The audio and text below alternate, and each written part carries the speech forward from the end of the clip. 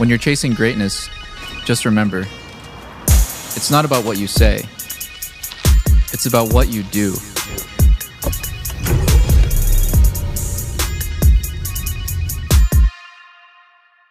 What's up, guys? It's the Nightwing Way of Life Esports coming at you guys with another League of Legends video here today, talking about the LCK as they head into the mid-season cup versus the LPL. Top 4 LCK versus top 4 LPL. T1, Gen.G, DragonX, and Damwon versus JDG, FPX, IG, and Top Esports. My oh my, isn't this gonna be a great tournament? And I will be doing an LPL video after this one, obviously, but a lot of you guys are more familiar with the LCK. As you guys know, I love Gen.G. Hopefully one day Gen.G will bless me with a title, because I love Ruler, and I really hope Ruler gets a chance to win an LCK title. He's already won Worlds, so all he has to do is just get this last little trophy right there in front of you into his trophy case, and he'll be known as one of the best LCK AD carries of all time. And obviously I hope that the other guys do really well this year too. You know, Clid had a lot of success on T1 last year, so I'm all for Gen.G winning the next split coming up. But before that, let's get into the LCK going into this mid-season cup. So the top 4 teams, let's start with Damwon and then work our way up, right? So Damwon have had a really lackluster split. I mean, they were supposed to be in the top 3 going into this split alone. They really faltered, and I mean, like, they really faltered. They didn't even know what they wanted to do half the time. And the constant thing with Damwon is that they're mechanically talented, but it doesn't matter if you're mechanically talented or you're an insane solo laner. Being mechanically talented or an insane solo laner can only get you so far. And then, right when that is like, that's all you're based on, you get exposed. And they got exposed this split. They got exposed is that all they know how to do is lane properly, and then obviously, that's pretty much it. If I'm being completely honest, that's all they showed me. I mean, last year they showed that they have insane solo laners and they can snowball through pretty much any lead you give them. This year, I mean, coming into like this split overall, I mean, I thought they were gonna just be better, and they were obviously gonna be contending for a title, if not winning the split.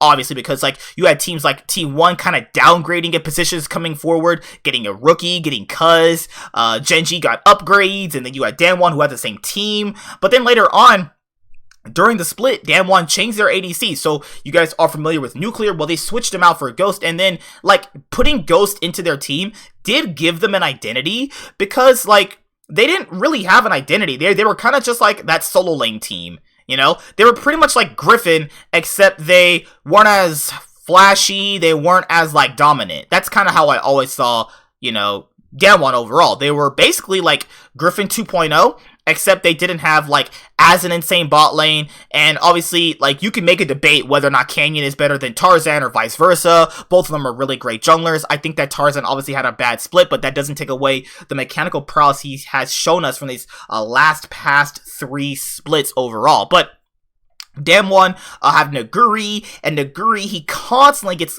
caught out top lane, he over pushes, he dies consistently, and that forces Canyon to obviously babysit him so he doesn't fall too far behind. Then, after he spends too much time babysitting Naguri, he can't go to other lanes and help them out, and Canyon's obviously really insane. He's been playing, like, great ever since he came into the LCK. I even think this split he played pretty well, but it obviously can't be shown with how bad the other players in Damwon actually played. And to be fair, to Showmaker's case, he did play well, but there's only so much you can do without cohesion, and without cohesion, Damwon has been faltering, and I can see why they didn't even get to the finals this split alone. And I mean, for them to really bucker down and win, they obviously need to understand you can be mechanically talented, but you have to put it together.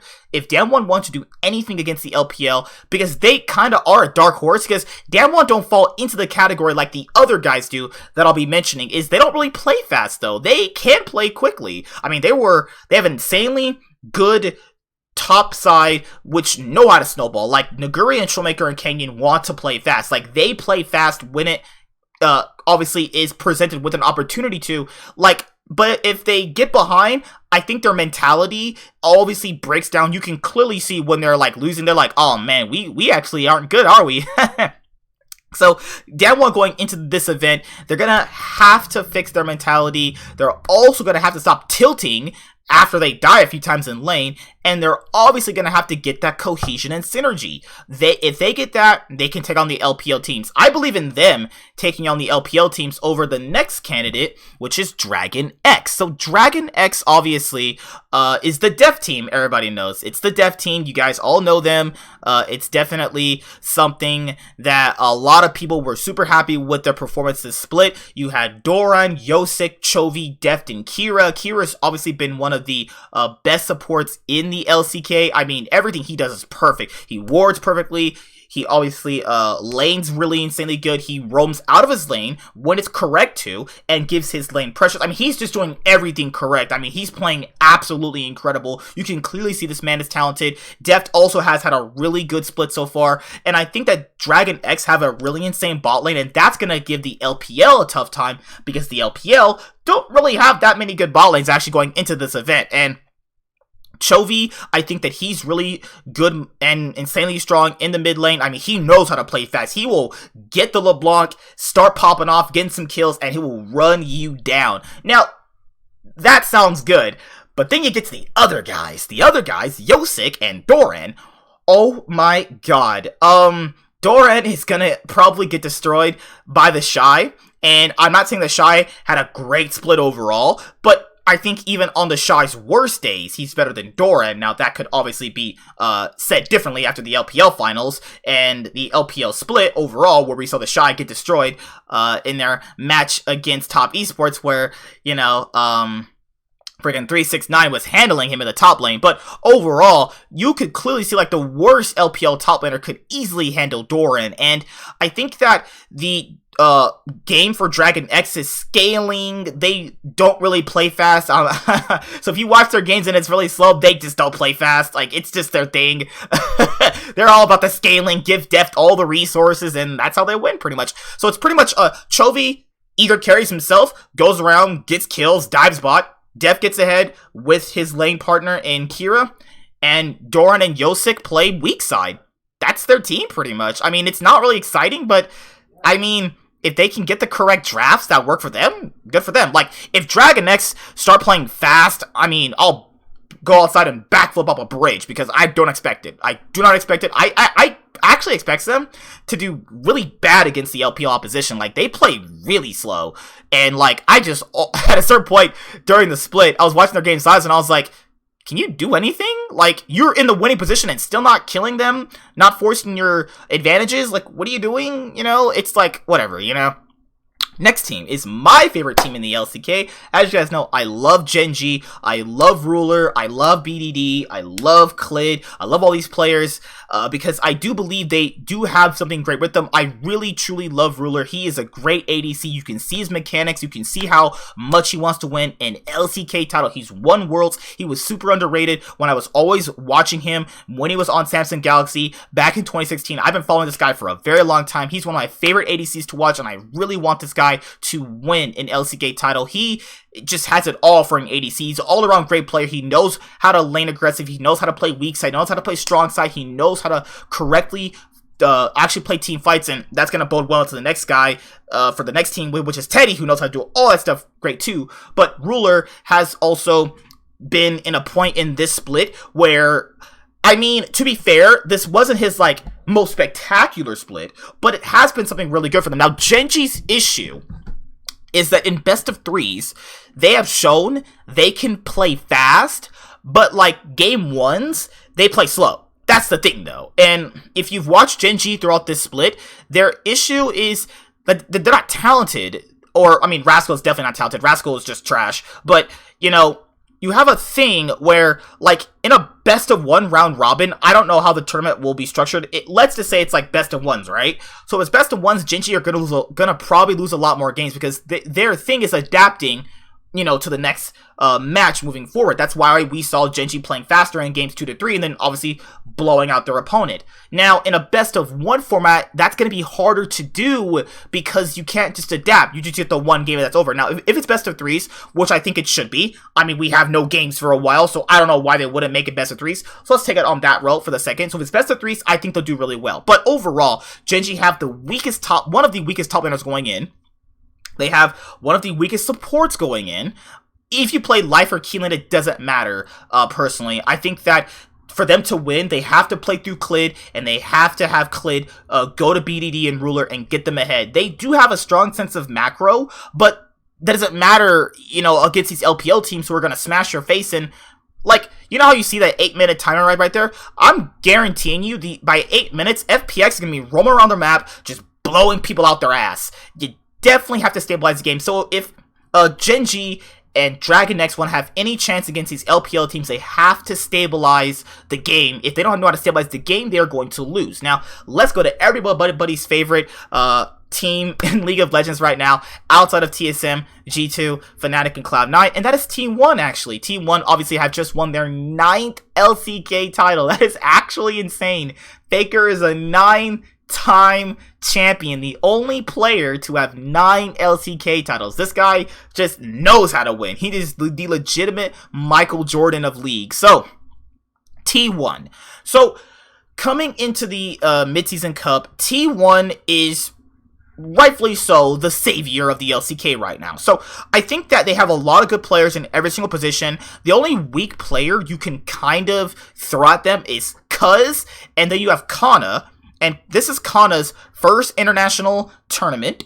And I think that when you look at players and their first international tournament, some players really do struggle, though. Like, a lot of players are more comfortable playing, obviously, from their own respective, hometown. But to be fair, with this personal case, they do get to do that, except they'll be doing it on stage, though. And obviously, being on stage versus inside your house playing is different, too, in itself. So maybe that's a good thing they obviously have. So T1 have, without a doubt, the best bot lane going in, arguably next to DragonX's bot lane.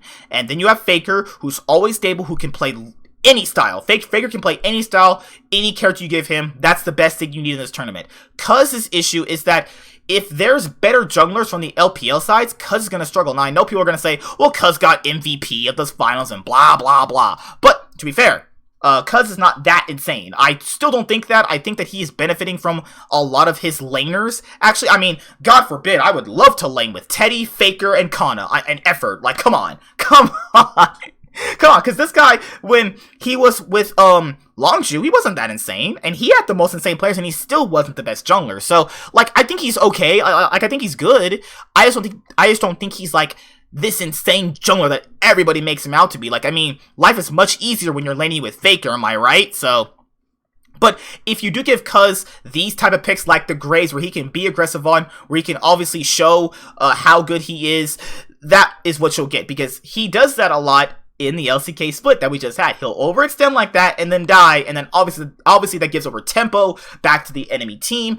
And that's the thing right there, is I don't think he'll be able to handle these LPL junglers. I don't think he can. I think that on certain picks he can, but consistently they have a weak point there. But T1 are definitely the best team heading into the event for the LCK. Gen.G, I think if they won the Midseason Cup, I wouldn't be surprised personally, because they also have really good things about them. The Dark Horse team, I think, is Damwon, and the team that I think will do the worst is DragonX. I just don't think DragonX will do really well with how slow they play. And Damwon, the reason why I don't think they're going to do too well is because they also are just very uncoordinated. They really don't play all together. Like, even in Gen.G's losses in the finals that you're watching right now, they still played as a team. It just didn't matter because they were obviously losing every single game. So T1 have even shown if you ban out certain things against them, it doesn't matter. They can play. Like, they are flexible, and their issue is they know how to play quickly. But the problem with T1 coming forward is, like, it's not always there. Like, they don't always play fast, but you don't need to always play fast if T1 have what you would call stabilizers. So the people are going to say the LPL play too fast, and they're going to blow the LCK teams out of the water. Now, if you say that, I'm not going to disagree with you. But if you have stabilizer players, like people like Faker, Effort, Teddy, who are also insanely mechanically strong too. Doesn't matter if you play fast, if they can stabilize this aggression, they can win too. So, yeah, those are my thoughts on the LCK and our top 4 teams heading into the Midseason Cup. I will be doing a follow-up video on the LPL, so leave your thoughts about the top 4 LCK teams in the comment section below. I almost said in the description box below. Let me rephrase that. If you want to actually let me know something I missed, something I should have mentioned, leave it in the comment section below. Obviously, I really am rooting for Gen.G to obviously do really well, but, you know, if the other guys do well, it's perfectly fine, but come on, Ruler, show the world why you're the best ADC on the planet. But overall, yeah, that's it. I really want to see this Midseason Cup and see how these teams actually play out. I really want to see all these people finally get something, you know, because everybody keeps saying that, oh, LCK would smash the LPL and vice versa. Oh, no, top esports, they're going to smash DragonX. Like, you know how everyone's like talking shit, like Gen.G is gonna destroy T1. A lot of people had Gen.G or T1 winning MSI 2020 in like their own version of MSI 2020. Like, if you had a chance to choose between like 4 teams, Cloud9, G2, Gen.G, and T1, a lot of people picked Gen.G. So Gen.G are insanely strong, and you know, hopefully, well, if we get to see T1 versus Gen.G, hopefully it's going to be a really good match, and I really hope the LCK do not play slow, and then by the time they want to play fast, it's too late. Like, all they have to do, stabilize, get a good draft, play towards your win conditions, and be yourself, and you can win. You don't always have to conform unless you're just like me, and I'm conforming to you guys' interest right now in making all this League of Legends off-season content. So one thing I want to mention before I end the video is, yes, there will be content in the off-season. Obviously right now I have been really busy. My only days off are Tuesday and Wednesday, and on my main YouTube channel, which is literally, I think I have it linked in my description box. I think I'll eventually start linking it. I'm actually going to be live streaming every Tuesday or Wednesday, because those are my days off. Like, once in a while I'll switch and give you guys a live stream on here, but yeah, that's pretty much what I've been doing. My main channel has been blowing up super hard. This one has also been blowing up super well, and I just want to say thank you all for watching. Thank you all who just subscribed. There's content always on here, no matter what, and that's it. See you guys later. Like, comment, subscribe, most of all enjoy. I'm the Nightwing, and Way of Life Esports is signing out, guys. Peace. Hi there, guys! Be sure to like and subscribe to the channel for more stuff. Yeah, thank you.